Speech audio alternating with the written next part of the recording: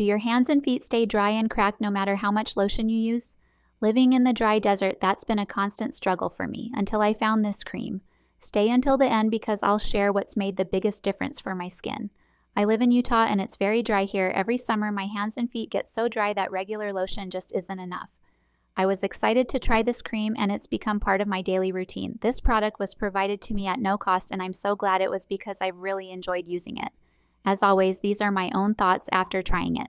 It comes in a 6.76 ounce pump bottle, so it's easy and mess-free to apply. The formula combines 60% urea with 2% salicylic acid to help soften rough, dry skin while providing deep hydration.